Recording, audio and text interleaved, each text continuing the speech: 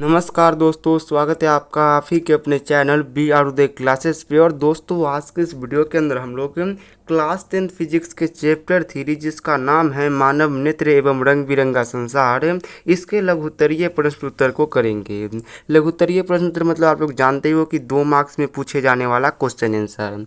तो आज का वीडियो आपके लिए काफ़ी ज़्यादा खास होगा। वीडियो को आप लोग शुरू से लेकर के अंत तक देखिएगा और एक एक प्रश्न को याद कीजिएगा। पहला नंबर क्वेश्चन देखिए। पहला नंबर क्वेश्चन आपसे यह कह रहा है कि दृष्टि दोष क्या है, इसका उपचार कैसे किया जाता है। तो काफ़ी इंपॉर्टेंट क्वेश्चन है और इसका आंसर कुछ ऐसे होगा कि जब मानव नेत्र द्वारा निकट स्थित वस्तु साफ साफ दिखाई नहीं देता तो इसे हम लोग क्या कहते हैं, इसे हम लोग दूर दृष्टि दोष कहते हैं। इसके उपचार के लिए उचित फोकस वाले उत्तल लेंस का उपयोग किया जाता है। तो काफ़ी आसान सा क्वेश्चन है, आप सभी को समझ में आ गया होगा कि जब मानव नेत्र यानी कि जो इंसान का आँख है, उस आँख के द्वारा अगर निकट स्थित वस्तु जो है वो साफ साफ दिखाई नहीं देगा तो हम लोग कहेंगे कि दूर दृष्टि दोष हो गया है। और अगर दूर दृष्टि को ठीक करना है तो इसके उपचार के लिए आप उचित फोकस वाले उत्तल लेंस का उपयोग कर सकते हैं। तो ये आंसर होता है अपना समाप्त। दूसरा नंबर आंसर देखिए। दूसरा नंबर क्वेश्चन तो ये है कि निकट दृष्टि दोष क्या है, इसका उपचार कैसे किया जाता है। तो ये क्वेश्चन भी काफ़ी ज़्यादा इम्पोर्टेंट है और इसका आंसर कुछ ऐसे होगा कि जब मानव नेत्र द्वारा दूर स्थित वस्तु साफ साफ दिखाई नहीं दे तो इसे निकट दृष्टि दोष कहते हैं। इसके उपचार के लिए उचित फोकस वाले अवतल लेंस की उपयोग किया जाता है। तो देखिए, निकट दृष्टि दोष जो है ये दूर दृष्टि दोष का बिल्कुल उल्टा है। दूर दृष्टि दोष में क्या होता था, तो उसमें ये होता था कि जो हमारा आँख है इसके द्वारा निकट स्थित वस्तु को साफ साफ दिखाई नहीं देता था। लेकिन निकट दृष्टि दोष में ये होता है कि दूर स्थित जो वस्तु होती है यानी कि दूर रखा हुआ जो वस्तु है ये साफ साफ दिखाई नहीं देता है, तो इसे हम लोग निकट दृष्टि दोष कहते हैं। और अगर आपको इसका इलाज यानी कि उपचार करना है तो इसके लिए आपको उचित फोकस वाले अवतल लेंस की आवश्यकता होगी। तो ये भी हो गया अपना क्वेश्चन। अब देखिए तीसरे नंबर क्वेश्चन को। तीसरा नंबर क्वेश्चन आपसे यह कह रहा है कि जरा दूरदर्शिता क्या है, इसका उपचार कैसे किया जाता है। तो काफ़ी इंपॉर्टेंट क्वेश्चन है और इसका आंसर कुछ ऐसे होगा कि बढ़ते उम्र के साथ साथ मानव के नेत्र लेंस की लचक यानी कि स्मंजन क्षमता कम हो जाती है, जिस कारण निकट या दूर स्थित वस्तु साफ साफ दिखाई नहीं देता। इसे ही जरा दूरदृष्टि दोष कहते हैं। तो देखिए, जरा दूरदर्शिता क्या होता है, तो जब इंसान का उम्र यानी कि एज बढ़ने लगता है तो बढ़ते एज के साथ इंसान के आँख में लगा जो लेंस होती है उस लेंस की लचक जो है ये कम हो जाती है, यानी कि स्मंजन क्षमता कम हो जाती है। और जब स्मंजन क्षमता थोड़ा सा कम हो जाता है तो अगर वस्तु निकट रखा हो या दूर रखा हो, दोनों ही वस्तु को देखने में परेशानी होती है, साफ साफ दिखाई नहीं देता है। तो ये जो घटना है इसे ही हम लोग क्या कहते हैं, इसे ही हम लोग कहते हैं जरा दूरदर्शिता। उसके बाद देखिए अगला क्वेश्चन आपसे ये कह रहा है कि प्रकाश का वर्ण विक्षेपण किसे कहते हैं। बहुत ही इंपॉर्टेंट क्वेश्चन है इस चैप्टर का और इसका आंसर ये होगा कि जब प्रकाश के श्वेत वर्ण को प्रिज्म से गुजारा जाता है तो यह 7 अलग अलग वर्ण में विक्षेपित यानी कि बट जाते हैं।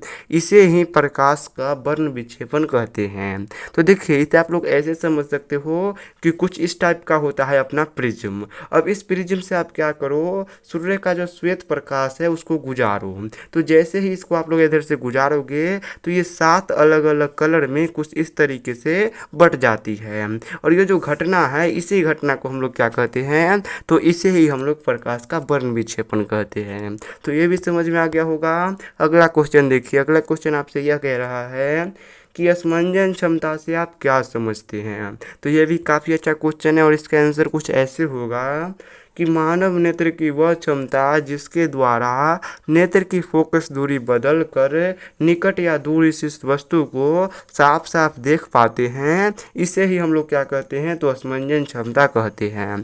तो देखिए, स्मंजन क्षमता क्या होता है, तो हमारा जो आँख होता है यानी कि मानव का जो नेत्र होता है उस नेत्र के अंदर एक लेंस लगा होता है। अगर उस नेत्र लेंस की जो फोकस दूरी होती है उसको हम बदल बदल करके क्या करें, तो बदल बदल करके निकट की वस्तु देख ले या फिर दूर की वस्तु देख ले तो इसे ही हम लोग क्या कहते हैं, स्मंजन क्षमता कहते हैं। और बढ़ते उम्र के साथ स्मंजन क्षमता घट जाती है और ज़रा दूरदर्शिता हो जाता है।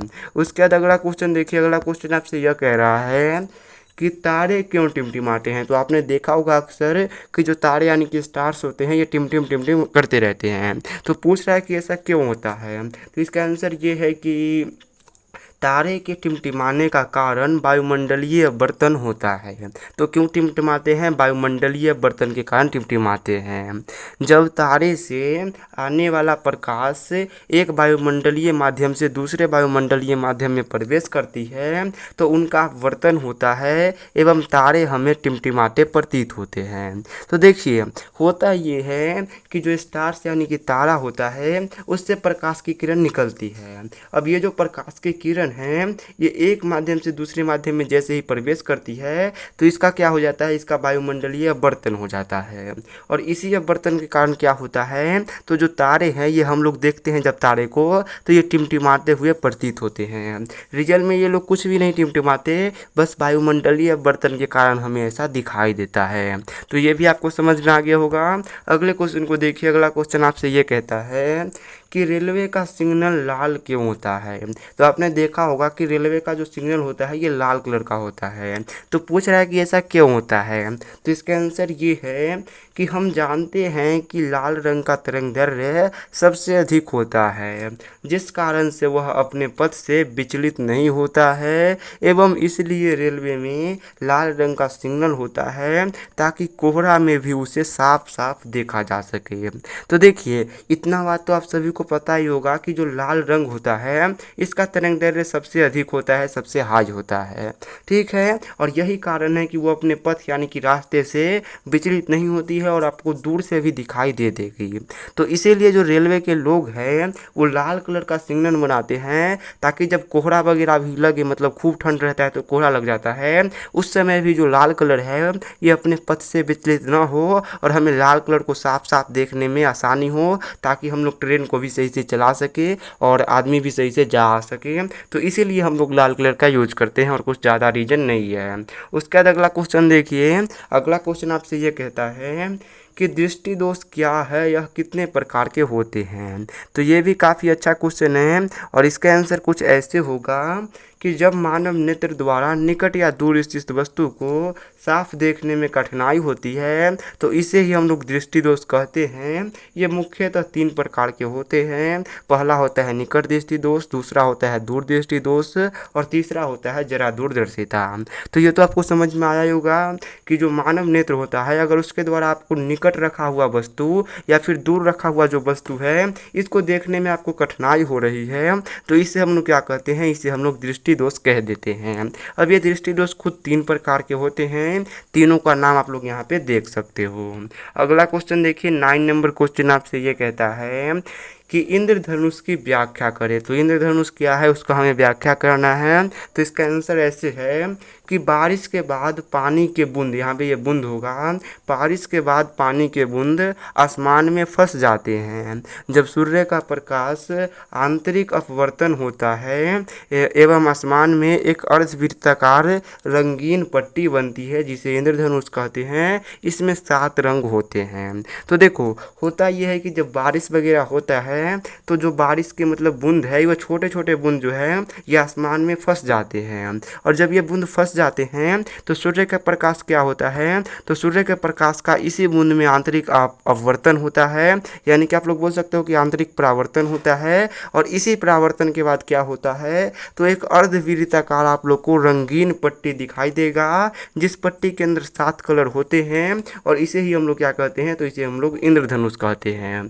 तो ये भी इंद्रधनुष आप लोग को समझ में आ गया। अगला क्वेश्चन देखिए, अगला क्वेश्चन आपसे ये कहता है कि टिंडल प्रभाव क्या है। तो ये भी काफ़ी अच्छा क्वेश्चन है और ये मतलब 2023 के एग्जाम में पूछा गया था। तो इसका आंसर ये होगा कि जब सूर्य का प्रकाश गमन करती है यानी कि चलती है तो वायुमंडल में उपस्थित कोलाइडी कणों के द्वारा यानी कि बिलियनों के द्वारा प्रकाश का पथ प्रदर्शित होता है। इसे ही हम लोग टिंडल प्रभाव कहते हैं। इसे जंगलों में आसानी से देखा जा सकता है। तो देखिए जो सूर्य का प्रकाश होता है ये चलती है, आप सभी को पता है, गमन करती है।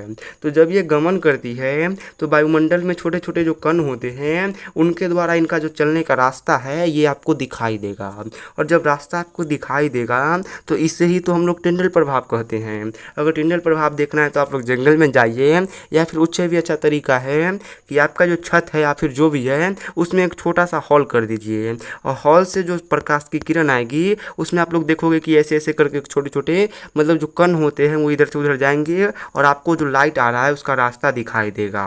तो इसे ही हम लोग क्या कहते हैं, इसे ही हम लोग टिंडल प्रभाव कहते हैं। ये भी आप लोग को समझ में आ गया होगा। तो चलिए आज के वीडियो को हम यहीं पे एंड करेंगे। अगर आपको वीडियो पसंद आए तो अपने channel B R Uday Classes को सब्सक्राइब कर लीजिए, और वीडियो पसंद आए तो इसे लाइक कर दीजिएगा, अपने दोस्तों के साथ शेयर कर दीजिएगा, या फिर आप जहाँ भी शेयर करना चाहते हैं इसे आप लोग शेयर कर सकते हो। और हाँ, आपको कैसा लगा आज का वीडियो आप लोग कमेंट करके बताओगे। तो चलिए आज की इस क्लास को हम लोग यहीं पे एंड करते हैं।